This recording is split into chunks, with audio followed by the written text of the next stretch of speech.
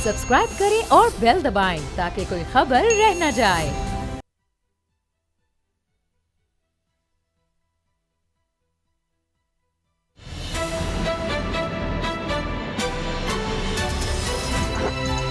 अब पता चला। अब पता चला में आज आप जान सकेंगे, गिलानी वार्डा मंजूर, परवेज रशीद नामंजूर, हफीज शेख की जहांगीर तरीन से अपील, पार्टी के खिलाफ वोट जुर्म नहीं, इलेक्शन कमीशन का मुसवदा तैयार, कर्जों की वापसी, बरामदात में इजाफा, खुशहाल पाकिस्तान अवाम का ख्वाब, अली सद्बारा की तलाश खत्म, पहाड़ों का बेटा पहाड़ों के सुपुर्द। बिस्मिल्लाहिर्रहमानिर्रहीम, अस्सलाम वालेकुम। मैं हूं मोहम्मद उसामा गाजी और आप देख रहे हैं अब पता चला। सही कहते हैं कि सियासत में कोई हरफ आखिर नहीं होता। आज फिर जहांगीर तरीन की ज़रूरत पड़ गई है हुकूमत को, तहरीक इंसाफ को। हफीज़ शेख साहब ने राबता कर लिया जहांगीर तरीन से। जहांगीर तरीन ने भी यकीन दहानी करवा दी है कि वो हफीज़ शेख को सपोर्ट करेंगे। अब आप देखिए कि एक शख्स जो ख़ुद असम्बली में नहीं है, ना हो सकता है क्योंकि वो सुप्रीम कोर्ट से उनके खिलाफ फैसला आ गया, लेकिन जहांगीर तरीन साहब आज भी इतने अहम हैं कि टेलीफोनिक राब्ते की ज़रूरत पड़ी है हफीज़ शेख साहब को, और अब जहांगीर तरीन की सपोर्ट उनको मिलेगी तो ही तभी जाकर वो यूसुफ ज़गिलानी को हरा सकेंगे हफीज़ शेख साहब। ये सबसे अहम मुकाबला इसको कहा जा रहा है, क्योंकि इसी पर फिर आगे तहरीक अदम एतमाद का फैसला होना है इमरान खान साहब के खिलाफ। ये इतना अहम इलेक्शन है, ये इस्लामाबाद की ये वाली सीट।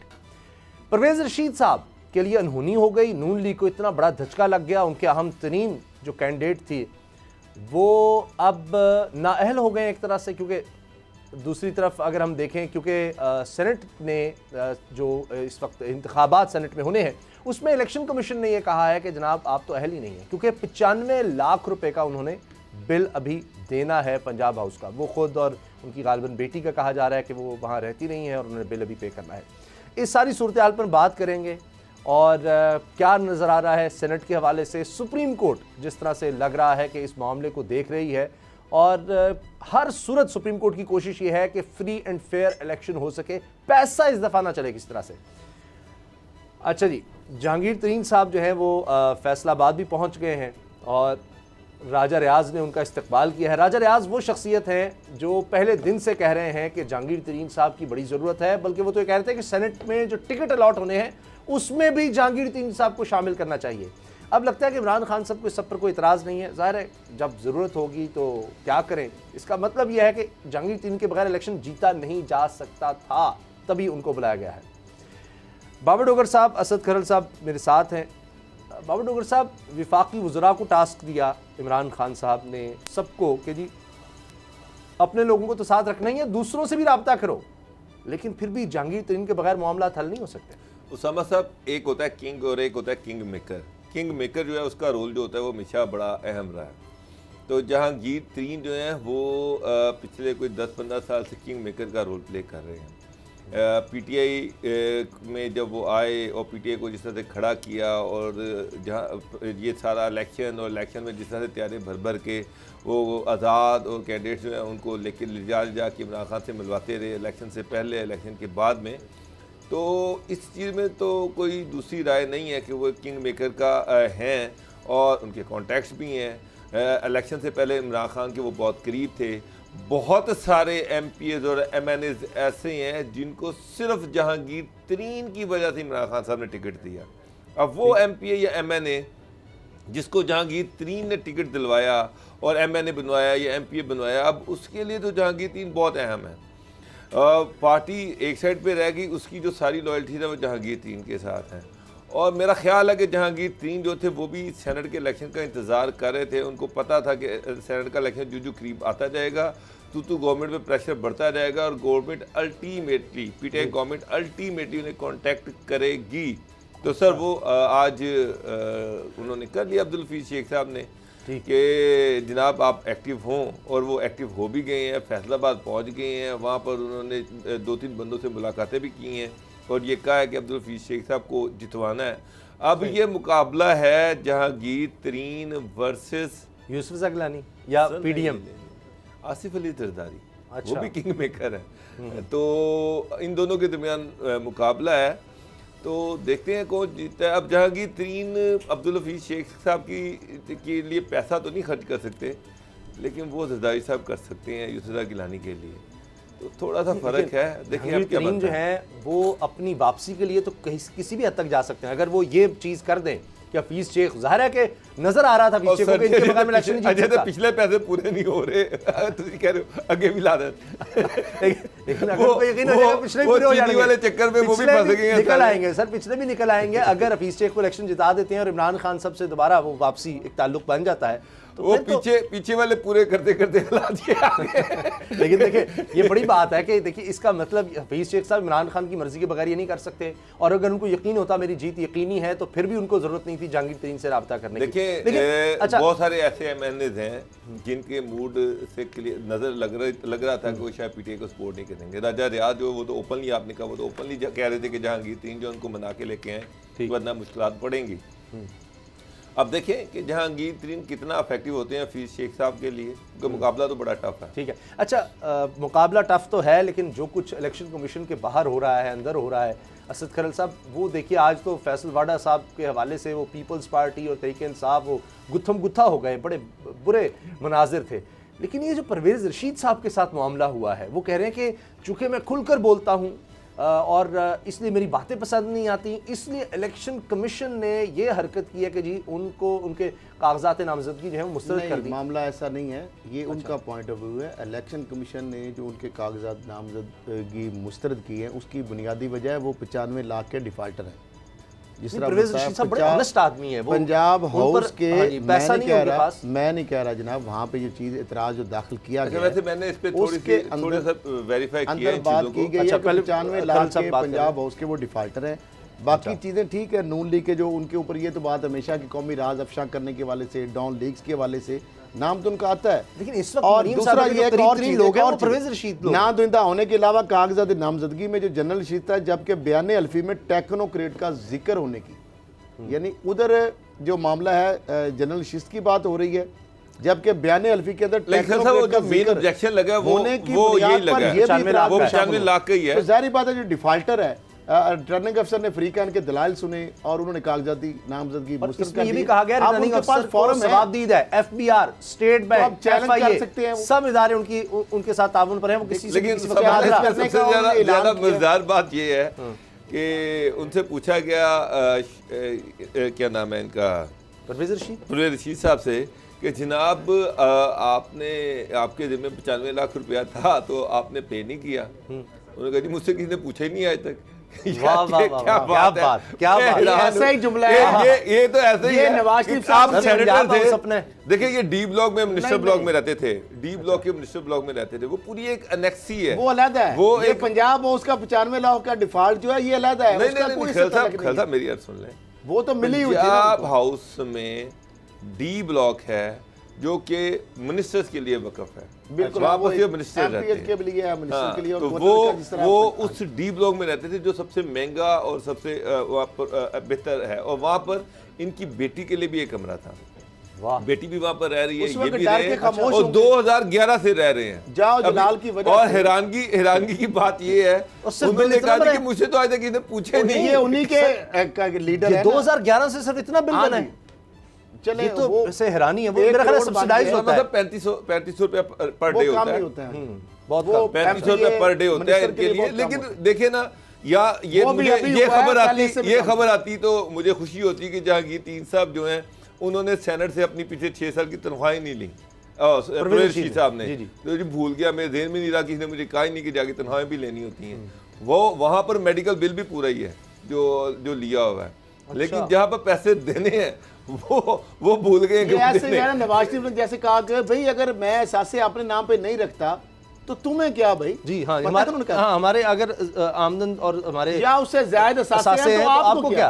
अच्छा, फिर जरदारी साहब ने कहा कि जनाब अगर फलूदे या पापड़ वाले के अकाउंट में पैसा गया है तो मेरा तो इसमें कोई कसूर नहीं, उनसे जाके पूछे जिसको बेचारे को पता ही नहीं है। अच्छा ये तर्ज अमल है, मेरा ख्याल है तर्ज अमल है, हुकूमत है कि उनको होता है कि सब पंजाब हाउस है, इस्लामाबाद है, साहब एक बात और वहां मरियम साहब चेयर 95 लाख का कह रहे हैं किसी ने पूछा नहीं है, ये भी एक हमारी ब्यूरोक्रेसी का भी तर्ज अमल है। सर किसी की जरूरत है तो भैया जाओ कैसे जलाल जरूरत के है? डोगर साहब, जब एक वो इतने अब अरसे से रह रहे हैं, वो उस इंसान वक्त भूल के जाता है। जो वजीर आजम और कार खास वजीर आजम के नवाज शरीफ साहब के एक मिनट मरियम साहब ठहर जाओ, के ठहर जाते। और नवाज शरीफ के मेरी script एक writer बात हो, सुने। उन script जब writer शहबाज को- शरीफ 5-5 घर जो है वो सीएम हाउस डिक्लेयर उनको पूछता करवाएगा, है।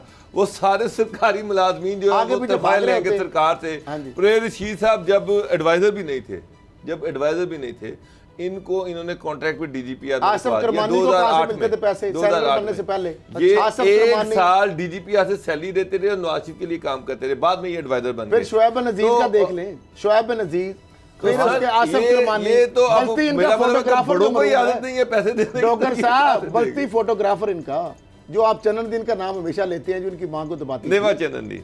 हाँ जी, तो मामला ये है कि इनको तो पैसे देने की आदत नहीं है, लेने का है, देने का नहीं है। सर ये अब कितना मामला जुल्म ये है। अब नवाज शरीफ साहब भी वहां रहते होते जब वज़ीर आज़म नहीं भी थे, तो जी पंजाब हाउस उनके लिए बिल्कुल वक्फ था। तो ये सर पैसा वक़्फ़ किसने नहीं देना? है, ये वक़्फ़ वाली कोई चीज नहीं मैं है। अब उसामा उसामा साहब साहब को वो जाके वहां सरकारी रहते थे, प्रॉपर्टी ऐसे है, नहीं होता। वहाँ करते थे, पर एक आपने शख्स रहना है, सुप्रीम कोर्ट उसकी में नहाया पेमेंट है। है, पेमेंट मेरी आपने सुन ले। करनी है। ऐसे मैं बताता हूँ। वहाँ सर पर सब्सिडाइज्ड है वो भी। फ्री लंच हर नहीं वहां है। पर मैं रह सब सकते हैं सर, आप और मैं रह सकते हैं। कोई नहीं रह सकता, एमपीए भी नहीं रह सकता, मिनिस्टर भी नहीं रह सकता, प्राइम मिनिस्टर कुछ भी नहीं देर रह के लिए सकता। वैसे है, लेकिन आपने उसका पर उसको पे करना है। पर नाइट जो होता है ना आपका, जिस तरह डॉक्टर साहब कह रहे हैं ना 3500 रुपया, ये लग्जरी है वहाँ पे। जो एमपीएस का जो है ना वहाँ पे वो जो रहने का, 2200 वो रुपए। 2200 है, उससे पहले वो 500 था। 2200 अभी हुआ 2-3 मैं साल ये तो पहले। अर्ज कर रहा हूँ, वो फैसिलिटीज आप यानी किसी आम उसमें होटल में पूरा जाकर लेना। 5 स्टार जैसा कमरा होता है, आपको फोन कॉल के ऊपर हर चीज अवेलेबल होती है, मैस होता है, वहां पे पूरा प्रोटोकॉल होता है। वहां अटॉर्नी जनरल, एडवोकेट जनरल जो पंजाब से जाते हैं या वहां पे जो रहते हैं, उनके इस तरह सर, वो मिनिस्टर, subsidized है ना एक तरह से। बहुत ज्यादा। ठीक है ना, तो वो टैक्स कौन दे रहा है? पंजाब हुकूमत की तरफ से अगर जा रहा है। पार्लियामेंट के अंदर या सेनेट के अंदर चाय का कप कितने का मिलता है या खाना कितने का मिलता है, आप तसव्वुर नहीं कर सकते। शायद मेरा ख्याल अब हो गया होगा 1 रुपए का, वरना तो इससे भी सस्ता था, या 2-3 रुपए का। यानी 10-15 रुपए में वहाँ 50-100 रुपए में खाना आप खा लेंगे। खाना बड़ा- अच्छा, वहां पे जो खाना है ना वो आप समझे कि सब्सिडाइज वो जो नहीं देते हैं यार टैक्स साहब, पे। खैर साहब, मजे की बात ये है कि ये वो भी नहीं पे करते। हाँ जी। असल इशू तो ये ये है। और फिर वो हैरानी है, आप- और वो कह रहे हैं कि जनाब ये सारा धोखा है हमारे साथ। अब मुझे- मैं बहुत मुझे- बोलता मैं हूं। आप- वैसे आपको शहबाज शरीफ खुश हो मज़ीद डिटेल शहबाज शरीफ बता कहा करते थे डॉन लीग्स कौन करवाता है, ये इंटरव्यू कौन करवाता है, वो परवेज रशीद साहब से खुश कभी नहीं हुए। मैं जितने भी एक दो और चीजें भी हैं। जी जी। ये जो इन्होंने डी ब्लॉक में कोई 6-7 साल से इनके पास वो कमरा था, कमरा ना कहें, वो उसको भी स्वीट वो कहें, भी वो प्रॉपर स्वीट, एक हाँ जी काम स्वीट, था। वो उसमें यानी भी बहुत सारा आप पूरा घर इतने होता लंबे है। अरसे के लिए नहीं रख सकते। उसका कई कमरे 4-5 दिन के लिए होता है, इससे ज्यादा आप नहीं रख सकते। वो भी इलीगल था, अगेंस्ट द रूल था, जो इन्होंने मुसलसल अपने कब्जे में रखा। लेकिन एक्शन कौन लेता उनको है? थोड़ी डॉक्टर पता साहब, आप भी देखें, सर जिसने परवेज action रशीद साहब को लेना तो था, पता ही वो नहीं वहाँ पे था रहता अफसर। ना उनको पता था इसका 3500 रुपया रोजाना होना होता है, ना किसी ने पूछना था, ना उनको ये पता था कि इसका रूल्स एंड रेगुलेशंस क्या हैं। वो तो असूली बस तौर पे तो उन अपना है लोगों के सर। खिलाफ भी कार्रवाई होनी चाहिए जहां कि नहीं? चाहे जाके रहे, डॉक्टर साहब, कौन अगर पूछ सकता है? 2011 अच्छा, से अगर बंदा अगर 18 कोई तक रहता पूछता है, अगर कोई तो पूछता उसको है, नहीं पूछता तो उसके खिलाफ भी तो एक्शन होना सर चाहिए। सुप्रीम कोर्ट अगर पूछती है तो फिर अजीबो गरीब जवाब आते हैं। अच्छा, वैसे इलेक्शन कमीशन अब वो से कह रहे हैं कि मैं पैसे जमा कराने के लिए फिर रहा हूँ, मुझे बंदे को नहीं मिल रहा कि क्या जमा क्या वो करवाने, पंजाब हाउस मुझे बंद बता हो ही गया? नहीं रहे। अजीब ही बात है। और अब ट्रिब्यूनल में जाने का उन्होंने ऐलान कर दिया। बहरहाल तो वैसे मेरा ख्याल है बहाने- वैसे रिलीफ मिल जाएगा। इसी बहाने अच्छा, उनको 95 कंडीशनल लाख इजाजत दे दें, रुपया- उनसे कहेंगे जाके पैसे जमा करवाएं, और उनको मेरा ख्याल है एक फायदा हो सर गया उनके कि पास तो taxpayer 95 का लाख जो नहीं है, फिर पैसा मेरे ख्याल है खोकर नहीं, साहब को आना वो पड़ेगा। 95 लाख आ गया सर, वो तो कह रहे हैं कि मैं पे करने के लिए तैयार हूँ। वो सर किसी उन्होंने ने थोड़ी थोड़ी देना है, देना है। खोकर साहब खोकर को टिकट मिल गया है ना, मेरे ख्याल उसका भी वो देख कोई ना रहा कोई था। खोखर या इधर उधर से Covering कोई का होगा जब ज़ाहिर क्या है। अभी- ना शरीफ खानदान ने देने हैं सर, ना परवेज रशीद साहब को वो इतने खुद पैसे दे हैं। जोकर साहब, किसी ना वो किसी नहीं दे खोकर रहे का हैं। मैं देख रहा था, उसका वो नामजदगी कागजात है, शहबाज शरीफ के दस्तखत वगैरह, वो कवरिंग है कैंडिडेट या वैसे? अभी तक कवरिंग है सर, आगे देखें। अच्छा सर, सुप्रीम कोर्ट जो है मुसलसल इस चीज को देख रही है, डेली हेयरिंग हो रही है। अब इलेक्शन कमीशन ने किया यह है कि एक बहुत बड़ा कारनामा है, वो है कि अराकीन के लिए तो जरूरत महसूस होगी ना, अब उनको मैदान में आना पड़ा, वो फैसलाबाद पहुंच गए, राजा रियाज की बात जो है इमरान सही खान साहब साबित ने हो रही है। आखिर मान ली, जी, जी। और उनको समझ आ गई कि यही हैं अब नजात हिंदा। वो सर जमीनी हकाइक जो होते हैं। और दूसरा इमरान पास वो खान है, साहब 2011 एक तरफ तक वो कुछ और शेख थे। हफीज की बात कर रहे हैं, अब टाई बड़ी है।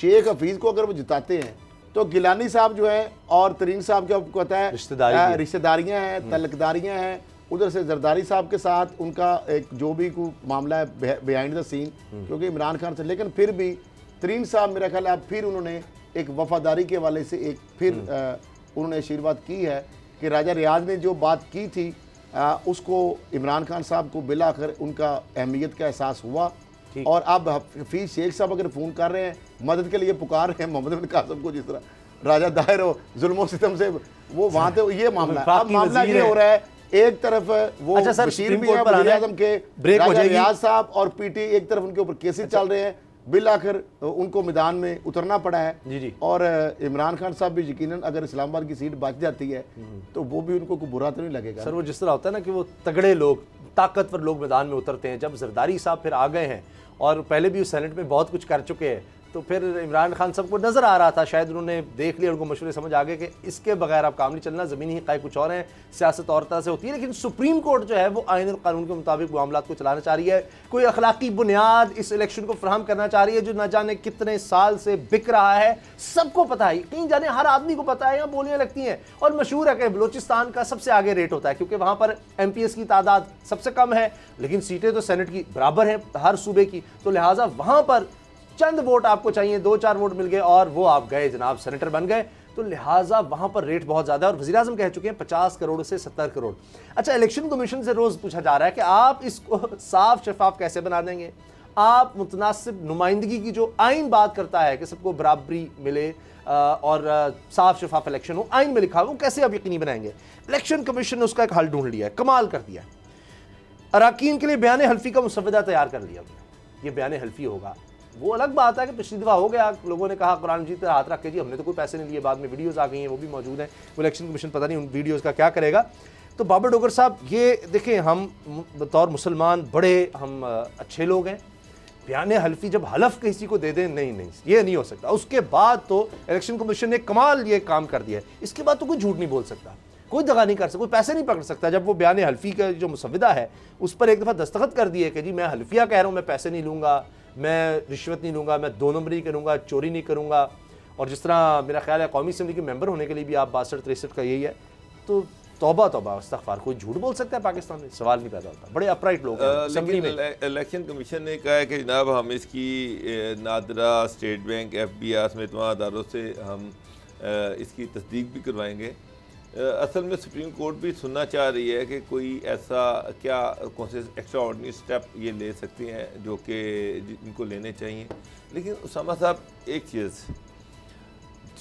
चीफ इलेक्शन कमिश्नर जो हैं, मगर मुझे उनके रवैये से बड़ी मायूसी हुई है कि जिस तरह से एग्रेसिवली उनको चलना चाहिए था उस तरह से नहीं चले। लेकिन बाद में मैं सोच रहा हूँ कि जलाल सिकंदर राजा साहब जो हैं, उनका जो बैकग्राउंड है, सईद मेहदी के वो दामाद हैं, सईद मेहदी ने उनकी अपॉइंटमेंट कराई, सईद मेहदी प्रिंसिपल सेक्रेटरी थे नवाज शरीफ के, सईद मेहदी एडवाइज़र थे शहबाज शरीफ के, सईद मेहदी 2013 का जो इलेक्शन हुआ उसमें जो इलेक्शन सेल बना था उसको हेड कर रहे थे, 2018 में नूली के इलेक्शन सेल को हेड कर रहे थे।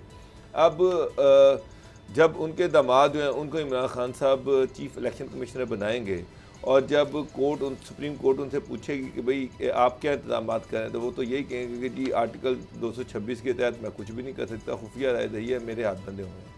आप उनसे ये एक्सपेक्ट कर सकती हैं। अदरवाइज इलेक्शन कमीशन के हाथ बंधे नहीं हुए, वो बहुत कुछ कर सकते हैं, बहुत ज़्यादा अख्तियारात हैं।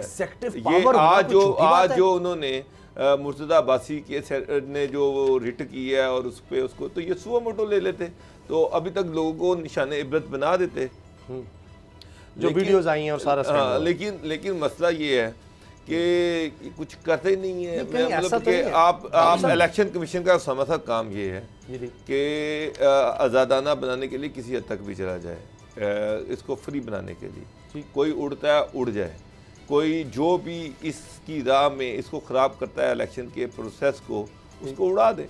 यहाँ पे मैं कल भी हमने डिबेट की, लोगों करोड़ों रुपया खर्च कर दिया, बेताशा वायलेशन हुई, लेकिन ऐसे लगता है जैसे इलेक्शन कमीशन एग्जिस्ट नहीं कर रहा। साहब ये बेहिसी है या असद खरल साहब कहीं वो जो परवेज रशीद साहब वाला मामला है कि जी हमें तो पता ही नहीं 95 लाख की कहाँ किसने मांगे ही नहीं, कभी कहीं देने होते हैं, ये पैसे भी देने होते हैं यहाँ जो हम इतना सारा एंजॉय करते हैं। तो इलेक्शन कमीशन को भी ये नहीं पता कि अच्छा हमारे पास भी इख्तियार है कोई।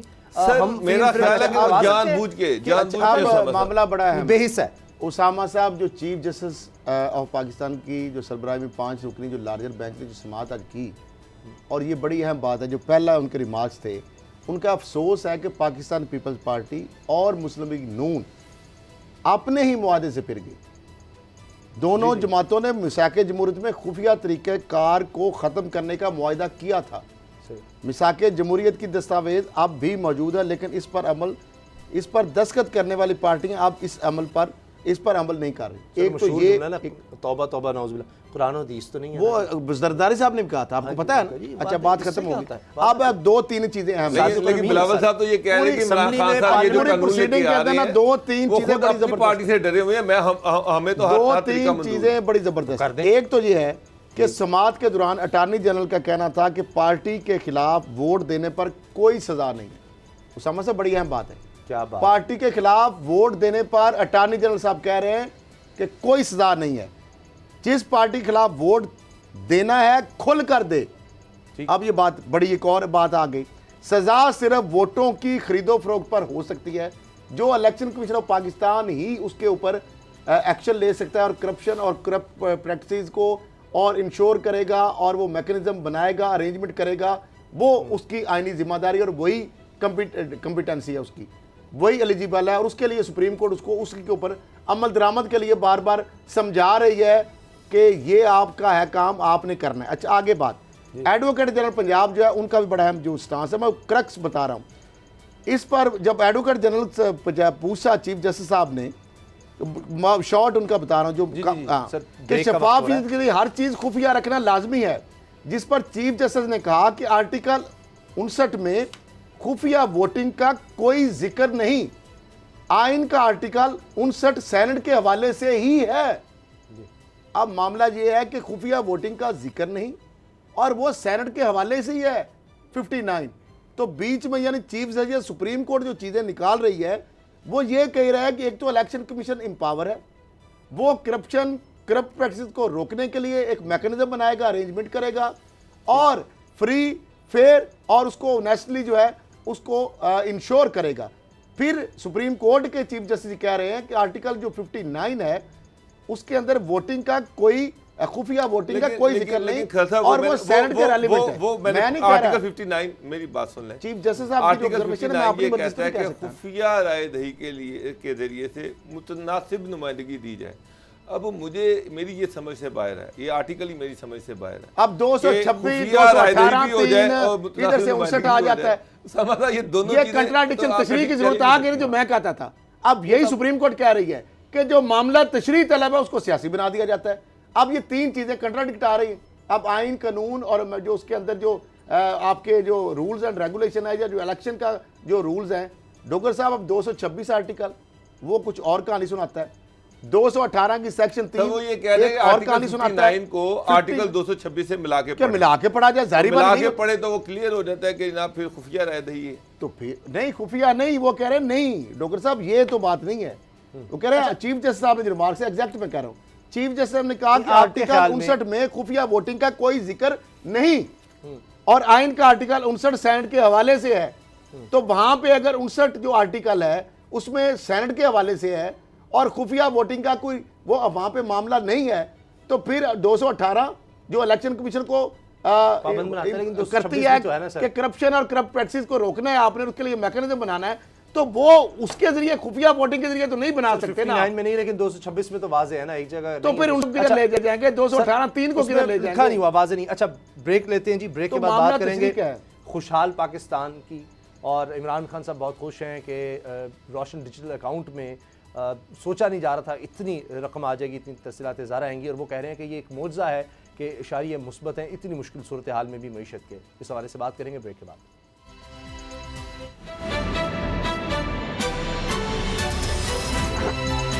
अब पता चला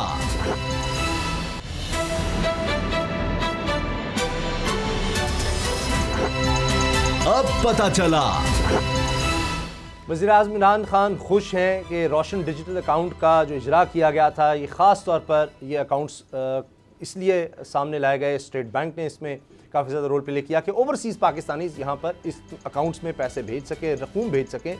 और इसमें बहुत बड़ी कामयाबी नज़र आ रही है कि 5 महीने में तकरीबन $50 करोड़ इनमें आए हैं। इससे मराहत भी मिल रही है उनको, इन्वेस्टमेंट के मौके भी मिल रहे हैं और बहुत सी सहूलियात मिल रही हैं, टैक्स में बहुत ज़्यादा मराहत या छूट मिल रही है। इमरान खान साहब ने साथ ये भी कहा कि सबसे बड़ा असासा हमारे ओवरसीज़ पाकिस्तानीज़ हैं। फिर वो ये कहते हैं कि ये एक मोजज़े से कम नहीं है कि इतने मुश्किल हालात में पाकिस्तान में माशी इशारे मुस्बत हो रहे हैं। 20 अरब डॉलर 2.5 साल में वापस किए हैं कर्ज, और आज तक तारीख में इतना कर्ज कभी नहीं वापस किया गया। अब ये सबसे ज़्यादा बोझ है माली खसारे का, वो कह रहे हैं इतना ज़्यादा था, खुदा न खास्ता मुल्क दिवालिया हो सकता था। सबसे बड़ा मसला ये था, उससे निकलना ये बहुत ज़्यादा मुश्किल था। फिर सारा जो खसारा है, इसकी वजह से बोझ आम आदमी पर पड़ता है, गरीब आदमी तनख्वाहदार बहुत ज़्यादा मुश्किल में है, क्योंकि उससे महंगाई इतनी ज़्यादा हो जाती है। तो उम्मीद कर रहे हैं कि आगे जिस तरह से इनिशिएटिव लिए जा रहे हैं, इनमें और ज़्यादा बेहतरी आएगी, क्योंकि 97 मुल्कों में अब तक 87,833 अकाउंट्स खोले गए हैं। ये ओवरसीज़ पाकिस्तानी से खोले हैं, जिनके ज़रिए 50 करोड़ डॉलर वतन भिजवाए गए हैं, और पिछले मैं पढ़ रहा था 6 हफ्तों में तकरीबन 24 करोड़ डॉलर से ज़्यादा आए हैं। तो यानी आहिस्ता आहिस्ता इसमें और ज़्यादा बेहतरी आ रही है। असद खरल साहब, ये तो बड़ी अच्छी चीज़ें हैं, इसलिए कि हमें डॉलर की ज़रूरत है, कमाई हमारी है नहीं, एक्सपोर्ट कह रहे हैं कि बेहतर हुई है इमरान खान साहब, लेकिन इतनी बेहतर नहीं हुई कि हम कहें जी अब हम बड़े अच्छे जा रहे हैं, हमारी आमदनी बड़ी अच्छी हो गई है। डॉलर्स होंगे तो पेट्रोल मुल्क में आएगा, डॉलर्स होंगे तो आपकी महंगाई कंट्रोल होगी, वरना आप जो भी चीज़ $1 की ले रहे हैं असल में तो 160 रुपये की ले रहे हैं। मामला ये है उसामा साहब, जो ये इमरान खान कह रहे हैं ना कि 2.5 साल में 20 अरब डॉलर हमने कर्ज़ों में अदा किए, तो इमरान खान साहब ये भी सारा कौम को बता देते हैं कि आपने इन 2.5 सालों के अंदर कितने हज़ार अरब रिकॉर्ड लिया, मकामी बैंकों से लिया है, और कितने अरब डॉलर जो है आपने बैरून मुल्क जो है मुख्तलिफ मालियाती इदारों से या मुख्तलिफ मुल्कों से इमदाद के नाम पर, कर्ज़ों के नाम पर लिया है। सऊदी अरब आपने जिस तरह झोली बांधी और कुशकोल पकड़ा, आपने सऊदी अरब से 3 अरब डॉलर एक दफ़ा, फिर 3 अरब डॉलर एक दफ़ा, चले उन्होंने वापस मांग लिया, जारी बात है देना ही होता है। फिर यूएई से, फिर चाइना से, फिर तुर्की से, आपको पता ही जिस तरह मिले, और फिर जिस तरह IMF से, वर्ल्ड बैंक से, जो एशियन डेवलपमेंट बैंक से कितने आपने कर्जे लिए। तो पाकिस्तान की मेरे ख्याल 50-60 साल में, और सबसे बड़ा इमरान खान साहब का यही आर्गूमेंट होता था कि पीपल्स पार्टी और नून लीग की हुकूमत ने 30,000 अरब का कर्जा चढ़ा दिया और इतने अरब डॉलर जो है उसका कर्जा चढ़ा दिया जी। तो आपने तो 2.5 साल में जितना उन्होंने 30 सालों में कर्जा नहीं चढ़ाया पाकिस्तान के ऊपर, वो चढ़ा दिया। पाकिस्तान के 22 करोड़ आवाम जो है उनको कर्जों के अंदर आपने बांध दिया। वापस कैसे तो फिर आपका कोई कमाल तो ना हुआ इसमें। आप जो बात कहते थे ना, आप कहते थे मैं IMF में नहीं जाऊंगा, FBR तो नहीं ठीक हो सकता, सारे अफसर के उठा कर बाहर फेंक दें। मैं कहता हूं फिर आप इतने बड़े बड़े दावे कर रहे हैं। मुझे आप बताएं उसामा साहब, ये IPPs का आज मैं नैब का अलामिया पढ़ रहा था, यानी यहाँ पे तो चोरों के साथ, डाकुओं के साथ जो इदारे मिल जाते हैं, और ये माफिया जो है उनके सामने लेट जाते हैं। वजीर आजम बेबस माफिया के सामने, IPPs माफिया के सामने वजीर आजम बेबस, हुकूमत बेबस, उनको नैब बेबस देंगे।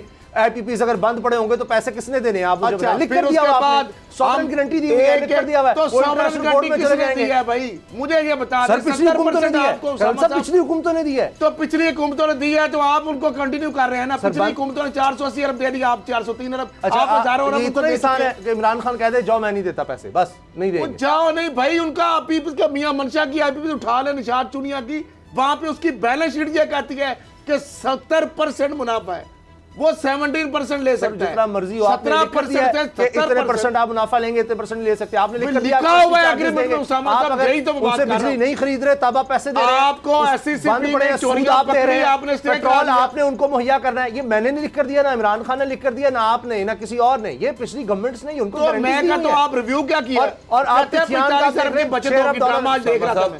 आज कह रहे 45 अरब की हमने बचत करा ली है, 47 IPP से मुआहदा।